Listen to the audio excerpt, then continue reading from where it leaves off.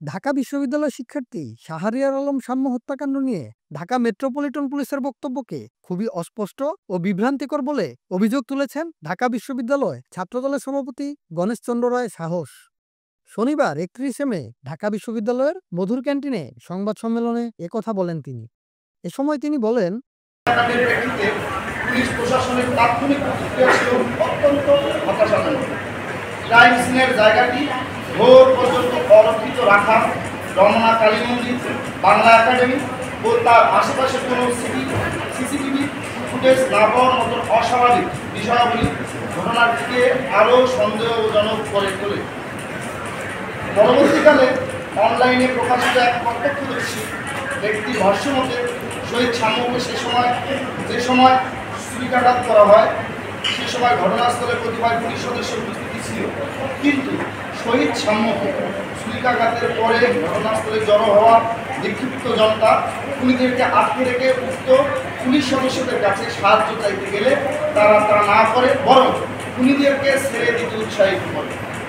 এখন পর্যন্ত সেখানে উপস্থিত পুলিশ সদস্যরা কেন বা কাদের অনুরোধে আসামিদের ছেড়ে দিয়েছিল তার কোনো সদুত্তর প্রশাসনের পক্ষ থেকে পাওয়া যায়নি। অতঃপর শহীদ সাম্য হত্যাকাণ্ডের তদন্ত কার্যেও আমরা প্রচণ্ড ধীরতা লক্ষ্য করেছি। প্রায় ১৩ দিন পর ঢাকা মেট্রোপলিটন পুলিশ ডিএমপি কমিশনের নেতৃত্বে একটি সংবাদ সম্মেলনের মাধ্যমে যে তথ্য উপস্থাপন করা হয় তাও ছিল অত্যন্ত অস্পষ্ট ও বিভ্রান্তিকর। সেই সংবাদ সম্মেলনে উপস্থিত তথ্য অনুযায়ী শহীদ সাম্যকে হত্যা করা হয় হত্যাকারীদের হাতে থাকা একটি গানকে কেন্দ্র করে। অথচ কর্তব্যরত ডাক্তারের ভাষ্যমতে শহীদ সাম্যের গুরুতে ছুরিকাঘাতের মাধ্যমে অত্যন্ত সুচারুভাবে তার ফিমোরাল আর্টারি নামক একটি গুরুত্বপূর্ণ ধমনী কেটে দেওয়া হয়। অত্যধিক রক্তক্ষরণে মৃত্যুমুখে পতিত হয় সে। পরিচয় দেওয়ার পরেও একজন ঢাকা বিশ্ববিদ্যালয়ের শিক্ষার্থী এবং সুপরিচিত ছাত্রদল নেতাকে এমন একটি তুচ্ছ বিষয়ে আক্রমণ করে অতি পেশাদার উপায়ে হত্যা করার পিছনে অন্য কোনো ষড়যন্ত্র আছে নাকি নেই সে বিষয়ে স্পষ্ট করে তথ্য জানাতে ব্যর্থ হয়েছে ডিএমপি কর্তৃপক্ষ। এর মাধ্যমে এটি পরিষ্কারভাবে প্রতীয়মান হয় যে শহীদ সাম্য হত্যাকাণ্ডের মূল রহস্য এখনো উদ্ঘাটিত হয়নি।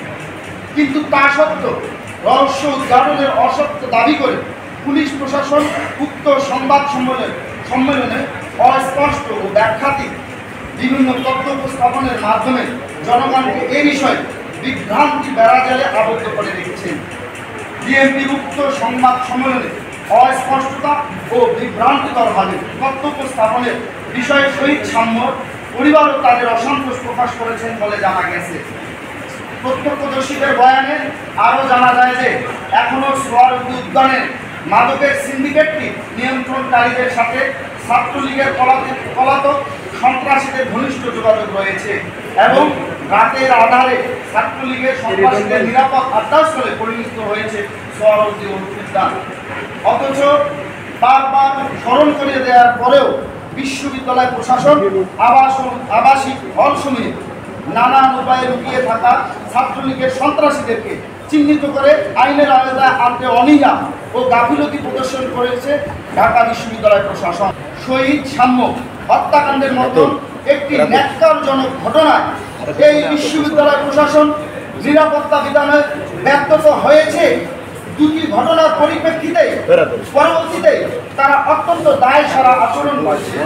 বিশেষ করে বিশ্ববিদ্যালয়ের শিক্ষার্থীরা শহীদ সাম্য নিহত হওয়ার পরে ক্যাম্পাসের অভিভাবক হিসাবে উপাচার্যের সাথে নিজেদের আবেগ প্রকাশ করলে তিনি যেরূপ বাকখিল্য ও অপেশাদার আচরণ করেছেন তা অনলাইনে ও অফলাইনে সর্বসাধারণ কর্তৃক অত্যন্ত সমালোচিত হয়েছে।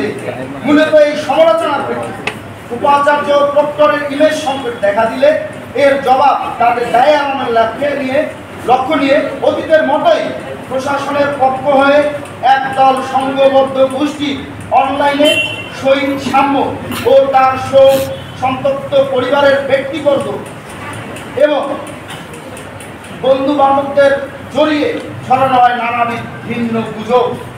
প্রতিনিয়ত অসত্য নানা তথ্য ছড়িয়ে তৈরি করা হয়েছে বিভ্রান্তিকর নানা অপরাজনৈতিক ন্যারেটিভ। এসব উদ্দেশ্যমূলক অপপ্রচারের সর্বশেষ পর্বে দেখা গেছে যে যেসব স্বার্থান্বেষী গোষ্ঠী শহীদ সাম্য হত্যাকাণ্ডের সুষ্ঠু তদন্ত ও বিচারকে ঢাকা বিশ্ববিদ্যালয়ে কেন্দ্রীয় ছাত্র সংসদ ডাকসু ও হল সংসদ নির্বাচনে মুখোমুখি দাঁড় করিয়ে দিয়ে প্রশাসনের ব্যর্থতাকে আড়াল করার চেষ্টাও করেছে। এ সময় ঢাকা বিশ্ববিদ্যালয়ের উপাচার্য ও প্রক্টরের পদত্যাগের আহ্বান জানিয়েছেন ঢাবি ছাত্রদলের সভাপতি। একই সাথে শাহরিয়ার আলম সাম্য হত্যাকাণ্ডের সুষ্ঠু তদন্ত সাপেক্ষে যথাযথ বিচার নিশ্চিত করার আহ্বানও জানিয়েছেন তিনি। News desk, Bangla flow.